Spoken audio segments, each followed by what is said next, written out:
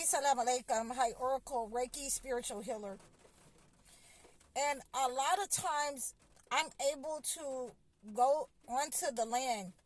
I'm able to go onto the land of the slaves on the plantations. I'm able to feel and allow myself to feel that energy from those places. I'm allowed to hear the distant things of working, of things that were in the past, horses and carriages and sounds. And I want to feel that energy from those people so that we can have a better understanding, so that I can have a better understanding of the hardship that they had, that makes it very hard for them to leave certain places, that negative energy.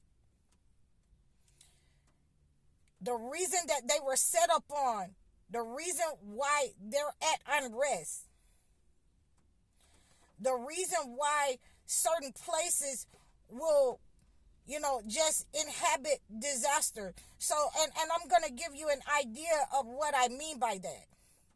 So, back in the day, they had projects, or you would have a school, and a lot of times you would have those projects near a graveyard. You would have a school near a graveyard, and a lot of times those were the worst schools and the worst projects that you can go to, because they were carrying that spirit of the grave. The spirit had set in on those people and those places, and had possessed those people and places with negative energy. So I like to go and I like to, hear the sounds. I like to feel the places of our ancestors. I like to go to certain places. I like to visit certain trees because they carry the spirit of our ancestors. And our ancestors is not at rest because they have been set up on, and now a next generation is being set up on to follow in their footsteps, to be slaves. And we cannot let that happen. We cannot be visited by the past, the spirits of the past. We cannot be possessed and humbled down to be slaves, to let our children be enslaved. We must come together and hear the voices of the past and feel that energy of how negative and how hard it was, to have a third grade education or no education at all, to work from sun up to sundown, to have no identity, to have your young girls and your wives set up on and taken by the master. We must be vigilant. When we're hearing those sounds and we're getting those visiting spirits, those spirits from the past, we must be vigilant to listen accordingly. Why they're at unrest? They're at unrest because they are absolutely, this entity, the enemy, is absolutely trying to make it a pattern and make us repeat this pattern over again. We must break this pattern right here, right now. And the way to break this pattern is to not follow in the footsteps. Don't be provoked to fight unless you have to, unless you're defending yourself. It's okay to defend yourself. We must listen to our ancestors. They have left us a definite order. A definite order to follow the path of the slaves. To remove ourselves and separate from the imminent danger of this entity, the enemy, who is trying to set up on us. And one of the ways that we can do that is to remove our kids from the education system. You know, there are people in our community that if you have the money, you can't go to somebody and expect them to educate your child without the proper compensation. So you need to make sure that you're going to our people with a definite way that you're going to pay these people to educate your children. We can educate our own children. You know, and we need to be able to make sure that we are putting ourselves in position to do that. We can grow our own food. We can grow our own collard greens. I remember my mom renting a house, and we had collard greens as tall as me. You know, as tall as, you know, a 5-year-old child. We had collard greens. We had cabbage. We had squash. We had tomatoes. We had snap beans. And I remember my mom telling us all the things that we could do and live off the land. We had a pecan tree in our backyard. I was making pecan pies back then. Yeah. My dad and my mom, we lived off the land. I grew up camping with my parents, my mother, and my father. I grew up eating, you know, poke salad. And, you know, be careful, you guys, because you have to know how to cook and eat that.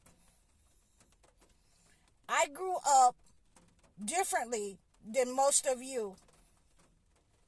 And it makes me able to hear the ancestors, to ground myself, to follow their ways,